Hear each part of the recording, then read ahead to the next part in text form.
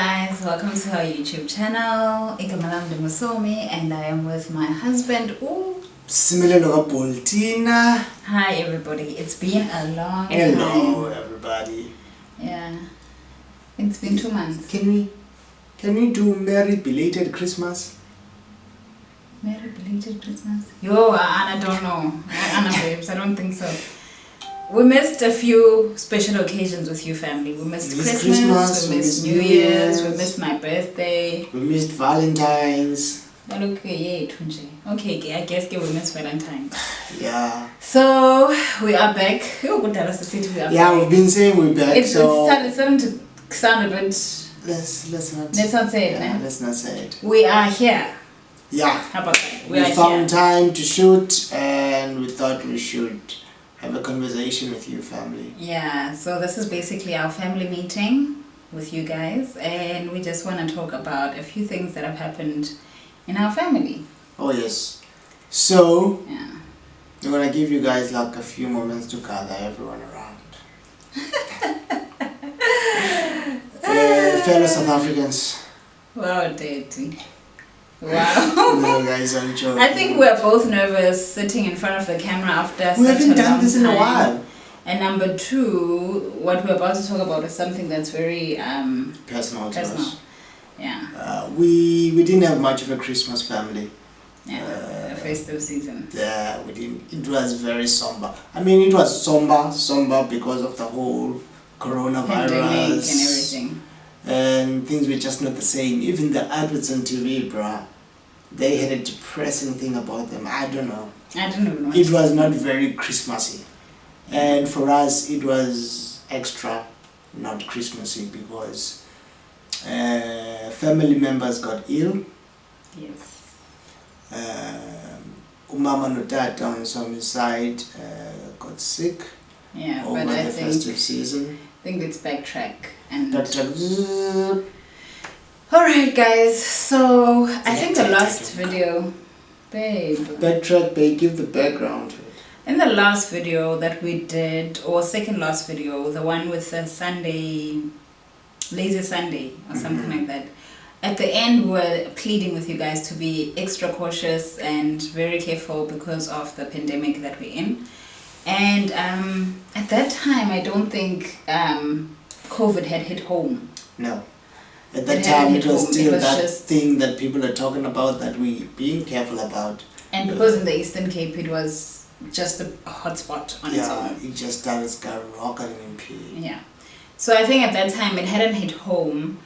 But soon it became real for us, family. It became very real. Very real, very fast. On both of our sides. I think it started off in... Well, what happened is that around November, I lost a family member. My aunt's son passed away. He was ill. It wasn't COVID. But while we were still processing that, we received news of another family member of ours who was totally unexpected, that she had passed away. And I think that it was as if, I don't know, it just shook us, for real. It really shook us because this is someone that we consider to be healthy and strong and relatively young. Relatively young, true. And I think that was around early December, if not late November. It was late November. Late November, yeah.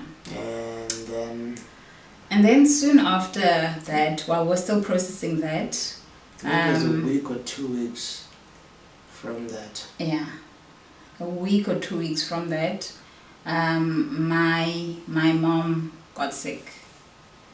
And well, at first we didn't really think that it was COVID. Well, we didn't, as in us, the kids and the children and everyone. I think it's one of those things where you're just hoping it's not, so you block it out of your head and like, it's not COVID.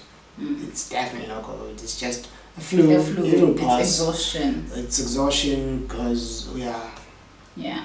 So you give it all other labels, hoping that really it's not COVID, because COVID would be detrimental for certain people in our family. So we were hoping that it wasn't COVID, and we were hoping with, I guess, subconsciously, we were just trying to label her being sick as something else, like you said. Yeah. Like, no, mama, it's probably just the flu, or it's probably just you being tired, or it's just stress related. Yeah. And the person that, sorry baby, the person that we had lost was very close to my mom. So there was an element of thinking maybe she's just grieving and she doesn't know how to process what has just happened. So it's now showing up as these symptoms that she's somehow thinking it's COVID. And we were on some level hoping it's mostly in mama's mind.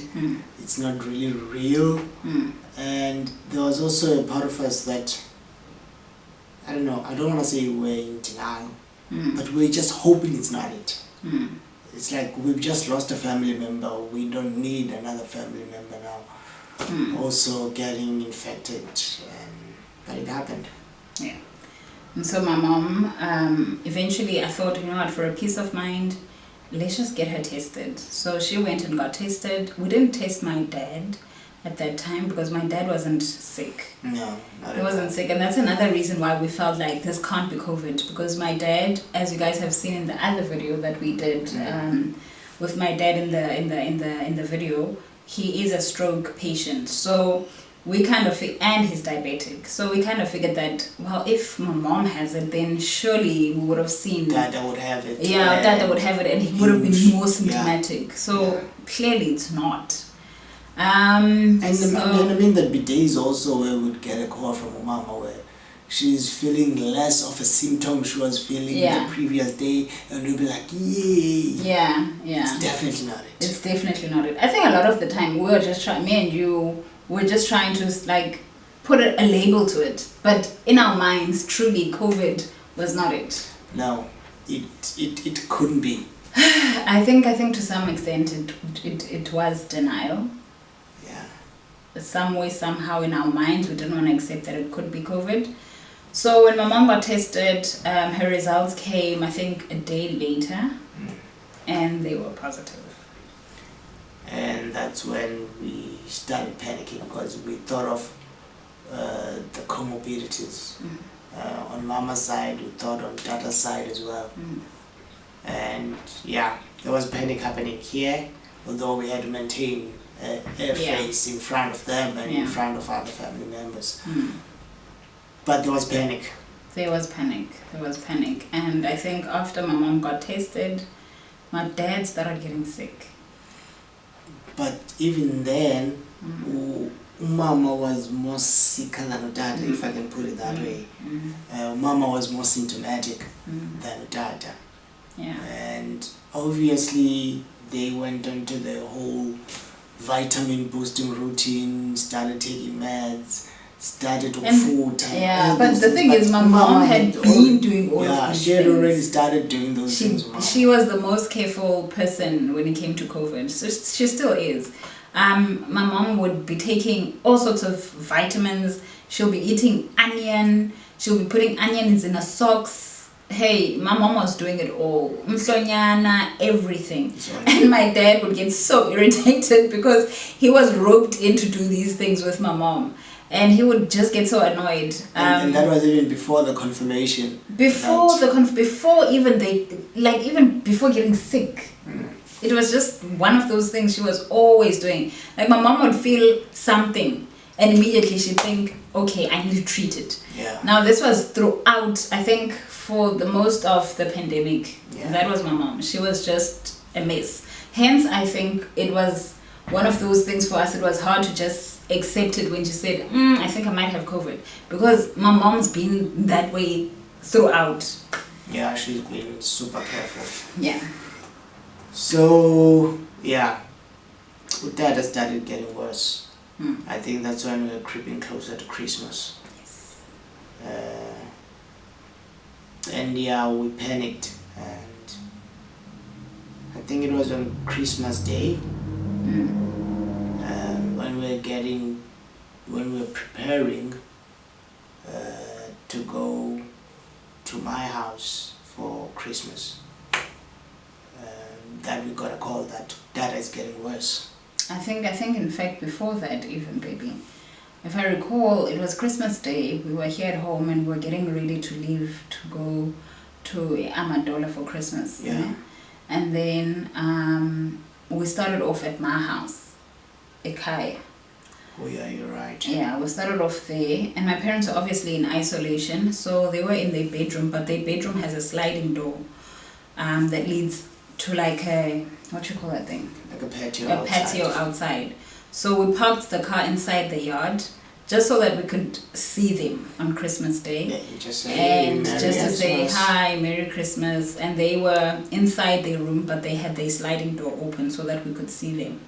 And I'll forever be grateful to my brother also and his wife, Olikwezi, because they were there throughout that whole period when my parents were in isolation. They were there throughout.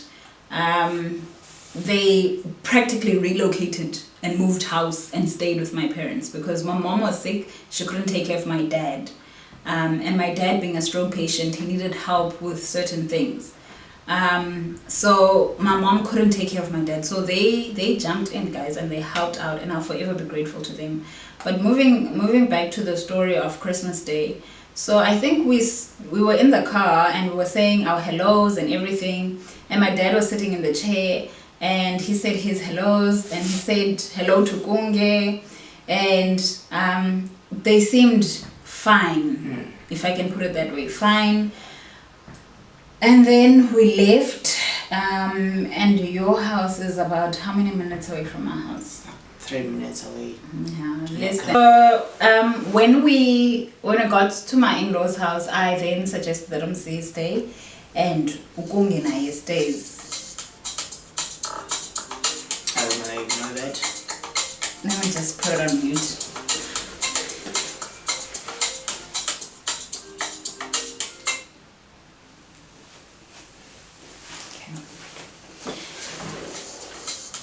Seriously? Okay. So anyway, what was I saying, baby? You were saying I then got... Okay, let me start over. Okay. When we got to my in-laws, then I decided that he stays and Ukunge stays because with my sister being frantic on the phone, I didn't know what to expect when I get home, and I knew that I'm gonna probably have to enter the house. So I called the ambulance while I went back home. So I got home, and at that time my dad had stabilized, his breathing was fine, he was okay. So at that point I think you were also panicking, calling, trying to find out what's happening. And it was just one of those two that you try not to remember that day. Soon afterwards, I think maybe 20-30 minutes. Yeah, the ambulance arrived. The ambulance arrived, and we had informed them that, listen, my dad's positive, COVID positive, and that his breathing is not okay, but right now he's stabilized. And immediately when they got out the car or the ambulance, his breathing then again was erratic. So they then rushed in and started working on my dad, so to speak. They then obviously advised that the best thing is to take him to hospital. Yeah. So that was on Christmas Day? That was on Christmas Day. And then they put him in the ambulance, and while they were working on him, obviously at that time, all of us were praying, because we've heard so many bad things about people going to hospital for COVID. So we were praying and just praying. We're just praying. At that point, we were just praying that my dad gets the help he needs and that he comes back home.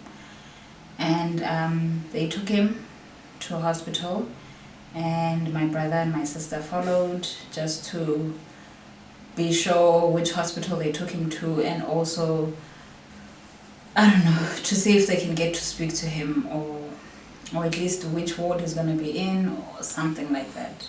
That is, some of you might know access to hospitals has been restricted. It's still restricted in many hospitals. So you only get to a certain point, which is probably just the front door, and that's it. You don't get to see umuntu wako when they've gone in. So that was the last time you saw Tata. And yeah, Christmas Day was obviously cancelled. But in the following days we would hear varying reports. Because I think we managed, I think through your brother, to get some info as to his state where you'd need to call in and find out and we'd get to hear he's stabilizing today, and it will be a different report the following day. But most of the reports were pointing towards improvement. I remember the last report that we got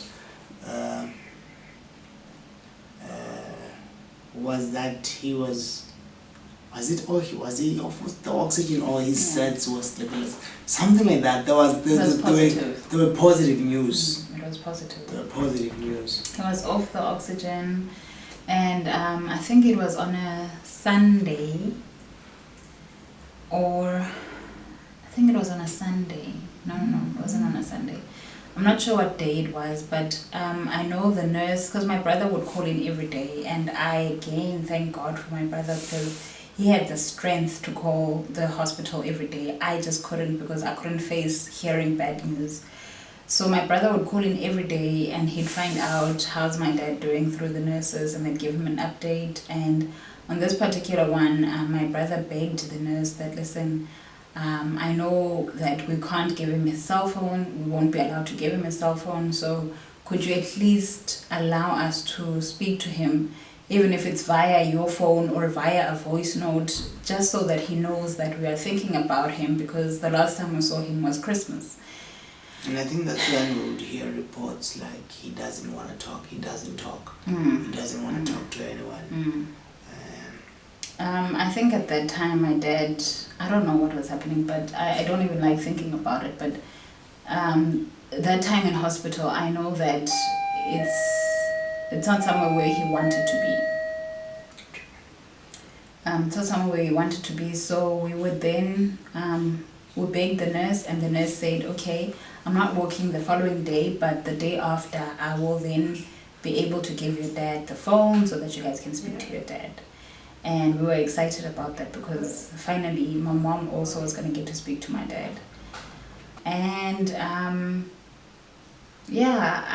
think that was on, I don't know, I think we were supposed to speak to my dad the Monday. Yeah. Then the Sunday before that, we heard news about Mama Notabao. Yeah, my mother and my sister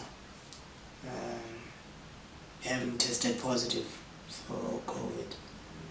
That just threw our world around. Everything just started spinning out of control. And it got realer.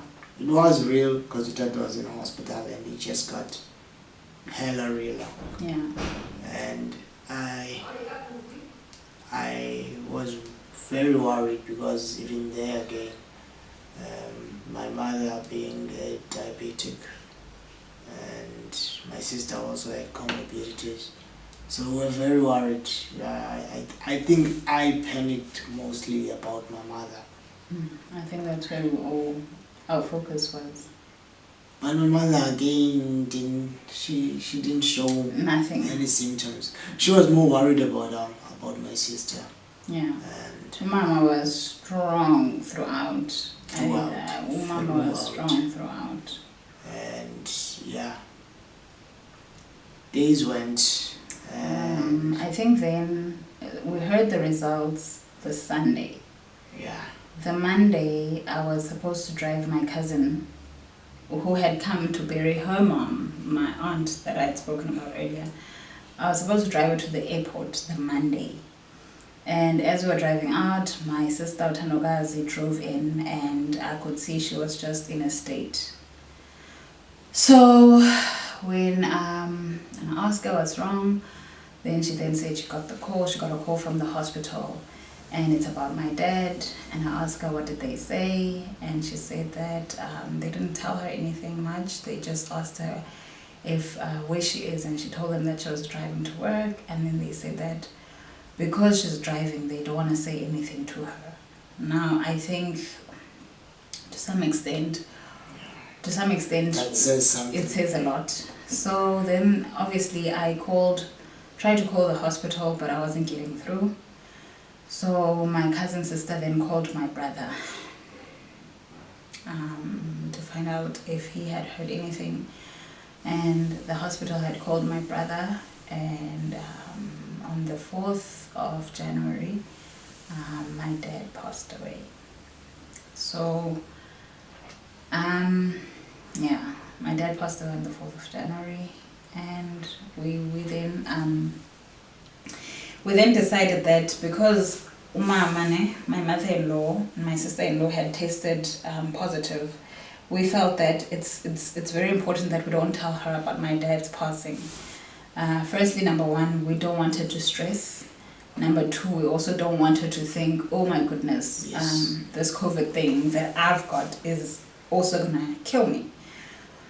So I think me personally, I avoided speaking to Mama during that week leading up to the funeral, because I felt like if I talk to her, I'm not going to be able to hold it together, and I'm not going to be able to hold that from her. So I avoided speaking to Mama, and I think to some extent you also kind of shielded me. Yeah. And you kind of were the middleman between me and Mama. I think even I was in a zone. I was in that I need to fix this zone. Yeah. My Mr. Fix-It personality just came out. I was at home every day, and sometimes even more than once. I would want to find out how they are. I would want to find out if they've got everything that they need. I was just there. I mean, this thing had just taken data. So it became very real for me, and I feared mostly for my mother. But it was my sister that became very symptomatic, and to a point where we had to try and organize oxygen, to have an oxygen tank at home for her, which was scary, which was very, very, very scary, because there would be moments where she would need to just park by the oxygen for hours. And just to get her oxygen levels up. yes, and there was a lot of advice from the nurses that were visiting that she should go to hospital. And mine was that I went to hospital and we never saw him again. Yes. They were still trying to console my side of the family and process what had just happened. Because I'm not the only one who lost. You lost your father-in-law. They lost someone that they knew. My dad tried to be, he was involved, so he tried to be involved with my in-laws as well, so they knew my dad. So it was still something that everyone was trying to process, and that's why I think everyone just got to that point of being frantic and worried, because now they saw how real this is. And I think then, baby, again, guys, you know, one thing I've learned during this time is that people can be so human. There were people that were cooking for Udabao, the neighbor was cooking, Mam Nopaka was cooking every day for them. People can be so human. I think a lot of people know how to empathize during a time like this. Look, the amount of support. We both got from people, all angles. From people, family, friends, colleagues, neighbors. There are people that even went in and stayed with our people. Yeah. When we couldn't. Stayed and took care of them, and it just shows you that humanity still exists, and people can be very much human, and I appreciate that very. And I think it taught me to be humble. I buried Dada on Saturday, and on the 9th.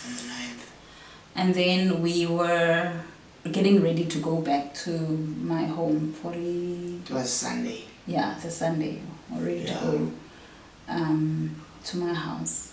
Was it in Tlamba or just to see how the people were? I think in Tlamba, if I'm not mistaken, I think so. So as we were getting ready, I got a call. Firstly from my sister.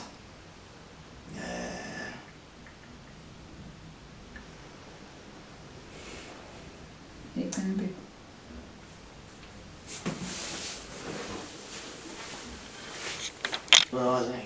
Oh yeah. So I got a call from my sister. I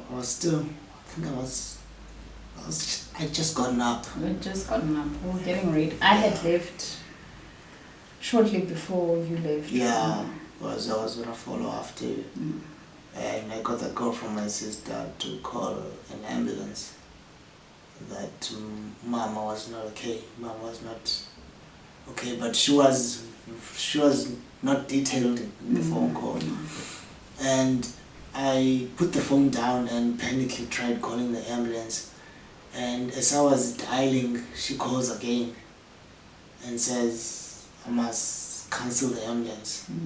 Like, what is she talking about? I dropped the phone and I continued calling the ambulance. And then as I was frantically getting dressed,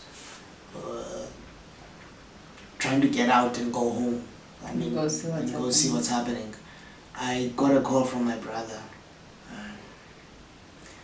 And that's the call that sort of told me what was happening. Without him being too wordy, he just told me to prepare myself for when I get home. That's all he said. And I can't remember the ride. I can't remember. I remember just getting off in Lini, and you were standing by the veranda because you were already there. I went there straight. And I looked at your face and you said something to me. I can't even recall what you said, but I recall you saying something to me, and I went past you and I went to Mama's room, and there she was. It's okay, babe. It's okay, babe.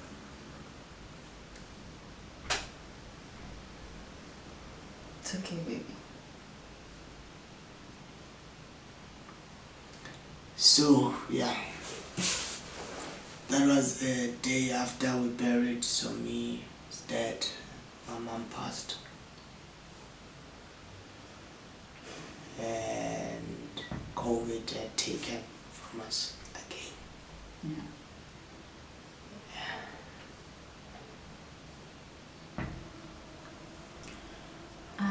So with all of that said, guys, I think that's just a glimpse of how our December was, and obviously during all of that, the last thing on our mind was to sit in front of the camera. And I think as time went by, we thought to ourselves, okay, maybe it's time now that we take out our camera and we start sitting and vlogging. And that's just what had happened. Do you want to add anything, baby?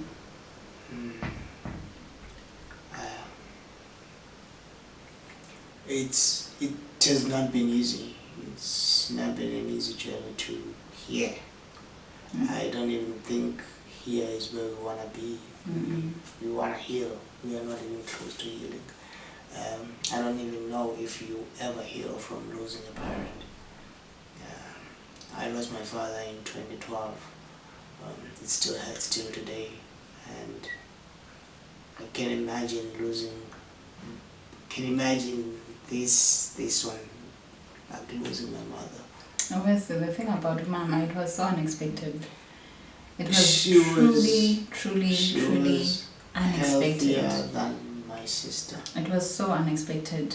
Mama, I feel like really, she didn't even give us a clue. Yeah. All the focus was on my sister, and it was not on my sister because we were neglected. Mama was healthy. I was there the night before. Like I said, I frequented my house as much as I could. So when I had left your house after the funeral, I went home just to make sure they were okay. And my mother was a jovial self. And I remember we had a one-on-one, and one of her concerns was my sister. She was concerned about my sister. And yeah, I had no idea that that was the last conversation I was going to have with my mother. Yeah. So I think that's So if you guys are wondering where we've been, that's where we've been. Yeah. We've been in mourning. COVID took away our December, took away our January.